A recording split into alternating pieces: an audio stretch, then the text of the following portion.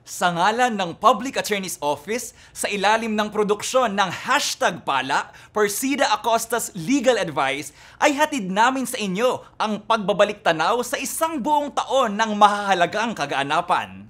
Mga pangyayaring nag-iwan ng marka at nagpayabong pa sa malawak ng kasaysayan ng Public Attorney's Office. Ang tanggapan ng mga manananggol pambayan na handang sumaklolo sa mga api at walang kakayahan nating mga kababayan na naghahanap ng hustisya, naghahangad ng isang payapa at magandang umaga. Tutukan at subaybayan po ninyo ang special episode na ito! Muli, ako po si Eno Casino, ang inyong #PalaSulsol. Ako naman po si Attorney JC Balbuena, ang inyong #Palasagot. At ako naman po si Henry C., ang inyong #Palatalak! Kami po ang inyong #Palatrio. Samahan po ninyo kami dito sa Pulse 2024 in Review #Pala Year-End Special! Nitong 2024, sumapit ang Public Attorney's Office sa ika-52 taong pagkatatag nito. At ganito na rin katagal isinasagawa ng PAO ang jail visitation program nito na kalaunan ay naging PAO Legal, Medical, Dental, Optical, Jail Visitation and Decongestion Program ng taong 2004 sa panahon na ng pamumuno ng ating Hepe PAO Chief Persida Acosta. Ang proyektong ito ay bahagi ng mandato ng opisina, ang pagmalasakitan ang kalagayan ng ating mga kababayang Persons Deprived of Liberty o PDLs. Hindi lamang ang estado ng kanilang mga kaso, kundi maging ang kalagayan ng kanilang kalusugan. At sa taong ito, 2024, ay napuntahan ng ating Hepe ang lahat ng penal farms na sakop ng Bureau of Corrections.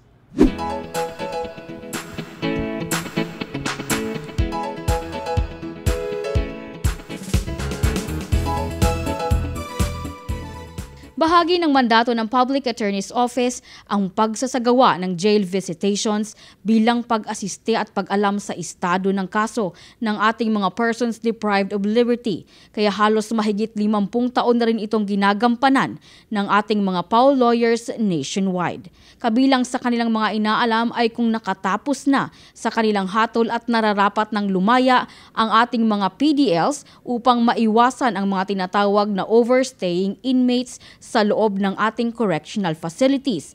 Lalo pat isa sa mga suliranin na hinaharap ng ating bansa ang overly populated prisons na nagresulta kadalasan ng pagkakasakit ng ating mga kababayang nakapiit. Taong 2007 sa pamumuno ng ating Hepe, PAO Chief Persida Acosta ay sinimulan niyang pati ang kalusugan ng ating mga PDLs ay matingnan at masuri ng mga medical practitioners. Kaya ang dating jail visitations ay naging PAO Legal, Medical, Dental, Optical Jail Visitation and Decongestion Program. Kaya sa bawat pagdalaw sa mga penal colonies ng ating PAO Chief Persida Acosta ay hindi lamang serbisyong legal ang kanilang hatid, kundi maging medical services at free medicines. Binubuo ang medical team ng forensic doctors, dentist, nurses, pharmacists, and staff, bukod pa ang mga volunteers mula sa private institutions, tulad ng College of Medicine ng Manila Central University, De Ocampo Memorial College Dentistry Department, at mga optometrists ng Executive Optical o EO. Actually, may sulat sa atin ng Palasyo ng Malacanang na talagang intensify natin ang pagpapalaya ng pwede nang lumaya. Yun naman pwede ayon sa batas, kumbaga ay malapit nang matapos ang sentensya, iba naman qualified for parole, o kaya naman yung iba naman ay talagang dapat bigyan ng pagkilala sa kanilang good moral. Tsaka yung may mga sakit, yung may mga seriously ill, nabibigyan ng konsiderasyon ng ating pamahalaan yan through humanitarian justice program ng ating mahal na Pangulo Bongbong Marcos. Kaya nga sinasabi niya, may bagong Pilipinas ngayon. Isa sa mga agad na napuntahan ay ang Quezon City Jail Female Dormitory o QCJFD sa Camp Karingal, Quezon City. Tagumpay ng bayan na kami, bayan lumuluha sa saya, tindi ng hamog ng ligaya, tagumpay ang misyon ng masa, naghari batas at hustisya.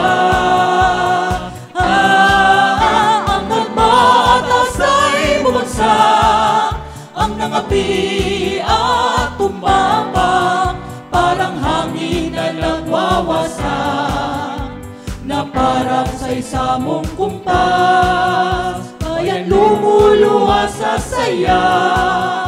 At ngayong taon ay nakumpleto na ng ating hepe Dr. Persida Rueda Acosta, DSD, ang pagdalaw sa 7 penal farms ng Bureau of Corrections sa buong Pilipinas. Bukod pa yan sa isinasagawang jail visitations ng PAO District Offices na malapit sa mga pasilidad na ito.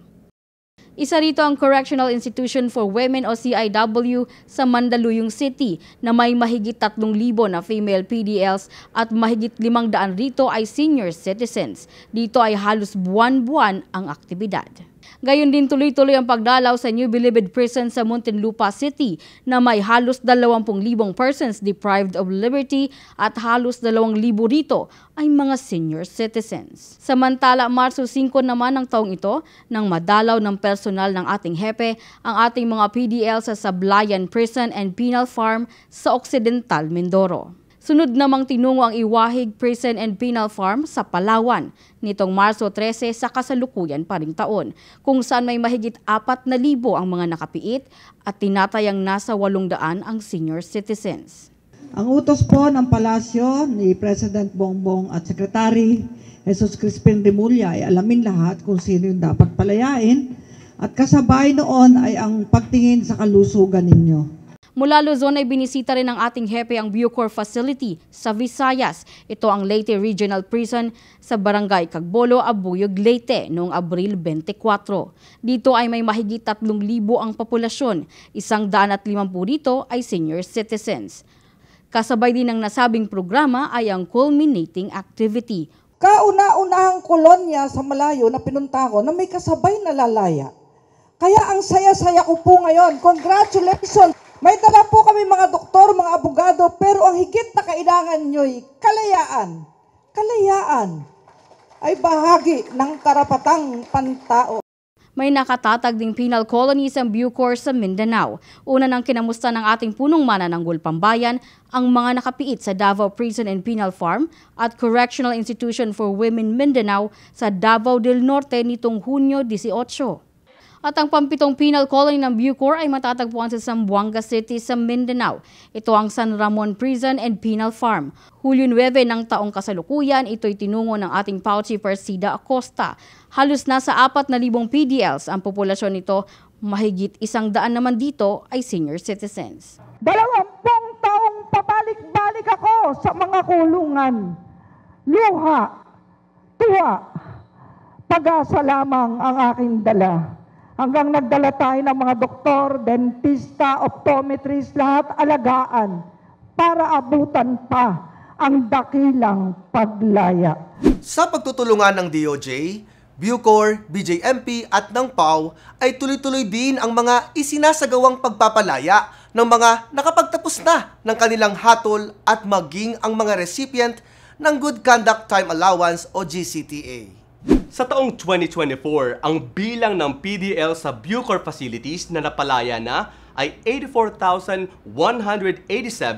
as of November 30, 2024. Ang makulong ka sa mapanglaw at madilim na piitan. 1 minuto lang, segundo lang, pero dapat ka nang lumaya, ay hindi ka pa lumalaya. Isa pong kawalang katarungan. Ang pagpapalaya sa tapos na ang sentensya, pag-aaral ng karpeta at mga measures ng Kongreso para paunlarin ang ating penal system. Salamat sa Supreme Court sa pag-uphold ng plenary power under the law, under the statute ng ating DG, Director General ng Bucor at ng BGMP na maggawad ng Good Conduct Time Allowance. Parangalan natin ang mga lawyers ng PAO na napakarami po ang acquittals. Napakarami po ang napababa ang sentensya, kaya nakakalaya. Alam niyo ba na bakit nagaganap ang buwan-buwan na culminating at pagre-release? Yan po ay sa bisa ng kautusan ng ating mahal na Pangulo, Bongbong Marcos. Sa mga okasyon ng pagpapalaya ay may pabaong paalala ang ating butihing hepe. Napakarami pong pagkakataon na binibigay ang ating gobyerno sa pamamagitan ng ating mahal na Pangulo, Bongbong Marcos. Ang buhay ay may hangganan. Sandali lamang. Kaya kung tayo po ay nadapa, bumangon po tayo at magbagong buhay. Huwag na po tayong babalik dito.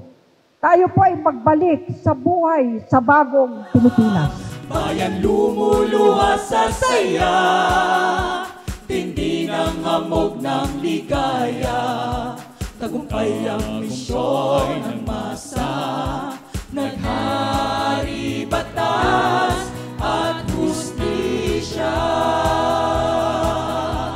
Naghari batas at hustisya.